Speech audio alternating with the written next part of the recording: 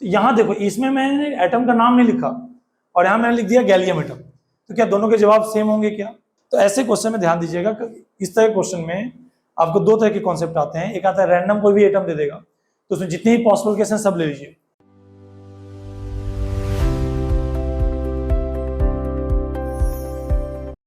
चलिए कुछ क्वेश्चन और लेके आए हैं, आसान क्वेश्चन है, तो इंटरेस्टिंग है, ध्यान दीजिएगा। देखो एक क्वेश्चन में बोला है कि n+l=5 में कितने इलेक्ट्रॉन रहेंगे किसी एटम में। भाई आप लोग अगर इस टॉपिक से फैमिलियर हो तो आपको पता होगा n क्या होता है, प्रिंसिपल क्वांटम नंबर, और l क्या होता है, एजिमुथल क्वांटम नंबर।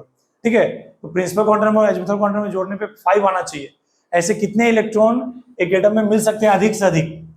तो यहाँ देखो, इसमें मैंने एटम का नाम नहीं लिखा और यहाँ मैंने लिख दिया गैलियम एटम, तो क्या दोनों के जवाब सेम होंगे क्या?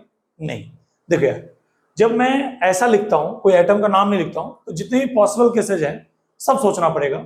जैसे n+l 5 वगैरह है, n+l 5 कैसे कैसे हो सकता है? क्या हम इसमें, देखो यहाँ पे एक चीज ध्यान रखना, केमिस्ट्री और फिजिक्स दोनों, सॉरी केमिस्ट्री और मैथ दोनों अप्लाई होना चाहिए। जैसे हम लोग ऐसा लिख देंगे कि n6 और l-1, तो जोड़ के 5 तो आ जा रहा है, लेकिन क्या ये मैथ को सूट कर रहा है? 6 - 1 5 होता है, लेकिन क्या ये केमिस्ट्री को सूट कर रहा है क्या? एजिमुथल क्वांटम नंबर -1 होता ही नहीं। तो आप n का कोई भी वैल्यू 5 से बड़ा नहीं ले सकते। आप 5 से बड़ा लोगे तो l नेगेटिव आएगा, तब जाकर 5 होगा, और ऐसा पॉसिबल नहीं।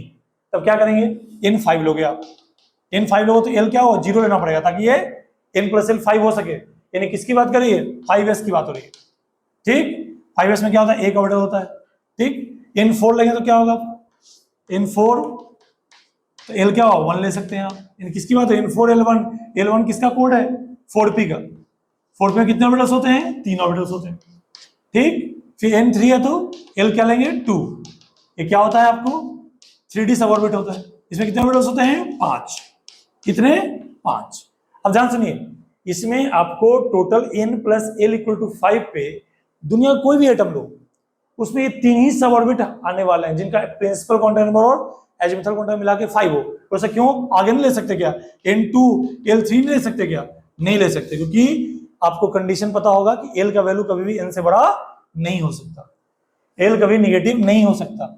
यानी कोई भी एटम हो, दुनिया कोई भी एटम लेंगे, उसमें 5s 4p 3d, यही 3 ऐसे सब ऑर्बिट हैं जिनका n+l का वैल्यू 5 आएगा। अब इसमें बताओ कितने पॉसिबल केसेस हैं, इसमें एक ऑर्बिटल्स है, उससे 3 और इसमें 5 ऑर्बिटल्स है, तो आपको पता होगा 1 2 3 4 5, तो 5 इस एक ऑर्बिटल में x टू x कितने इलेक्ट्रॉन होते हैं, 2, तो 5 3 8 और 2 10, तो इसमें कितने ऑर्बिटल्स हैं, 10, तो सॉरी 5 3 8, 9 ऑर्बिटल है, तो इलेक्ट्रॉन कितने हो जाएंगे, 18 इलेक्ट्रॉन हो जाएंगे। आंसर क्या हो जाएगा इसका, 18। इसमें आंसर आपको 18 आने वाला है। क्यों आंसर 18 आने वाला है, क्योंकि भाई 9 ऑर्बिटल्स होंगे किसी एटम में मैक्स टू मैक्स, जिसमें n+l 5 आने वाला है। अब ध्यान दो इधर, यहाँ पे अगर गैलियम एटम है, अब गैलियम एटम है, इसमें नाम दे दिया है, तो बस बोलो सर n+l 5 तो यहाँ भी है, बात सही है। n+l 5 कब कब होता है, 5s में होता है, 4p में होता है और 3d में होता है। ये समझ गए आप, 5s 4p 3d में आपको n+l 5 होगा। अब क्या चेक करते हैं, क्या गैलियम एटम में इन सब इलेक्ट्रॉन इंटर किया है क्या? अब देखिए गैलियम का एटम नंबर क्या है, 31 होता है, ये पता है ना, गैलियम का एटम 31 होगा आपको। ठीक है, आपको पता होगा 13 ग्रुप में आने वाला है, बोरॉन एल्युमिनियम गैलियम। बोरॉन का एटम नंबर 5, एल्युमिनियम का एटम नंबर 13 और गैलियम का 31। अब 31 होगा तो क्या लिखेंगे, कॉन्फ़िगरेशन। अगर इसको थोड़ा सा कंडेंस फॉर्म में लिखेंगे तो आर्गन आपको आएगा, आर्गन आपको पता होगा इनर्ट गैस के रूप में इसको लिख सकते हैं कॉन्फ़िगरेशन। आर्गन तो कौन कौन से सब ऑर्बिट आए होंगे, 1s 2s 2p 3s और 3p। यहाँ कहाँ लास्ट इलेक्ट्रॉन कहाँ गया होगा, 3p 6 हुआ होगा, तो 3p तक तो 1s 2s 2p 3s 3p में, इसमें कोई में भी n+l 5 नहीं है, क्योंकि l+5 जो है इसमें होता है, तो आर्गन के अंदर तो कोई नहीं मिलने वाला। आपको 4s आएगा, अच्छा 18 2 20, और 4s के बाद क्या आता है, 3d 10 आता है, 20 10 30, और इसमें क्या आएगा, 4p 1 आएगा।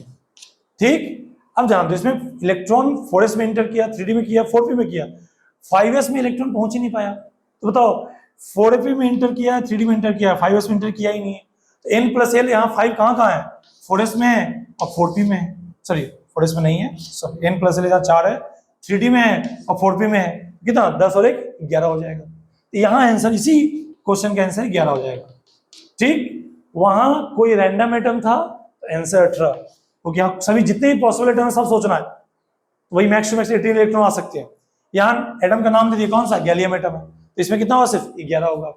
तो ऐसे क्वेश्चन में ध्यान दीजिएगा कि इस तरह के क्वेश्चन में आपको दो तरह के कॉन्सेप्ट आते हैं। एक आता है रैंडम कोई भी एटम दे देगा, तो उसमें जितने ही पॉसिबल केस हैं सब ले लीजिए, और एक केस होगा जिसमें एलिमेंट का नाम दिखा रहेगा, कोई खास एलिमेंट के बारे में बताया रहेगा, तो उस केस में आपको क्या करना है, वही लेना है जो उसके इंटर किए हैं।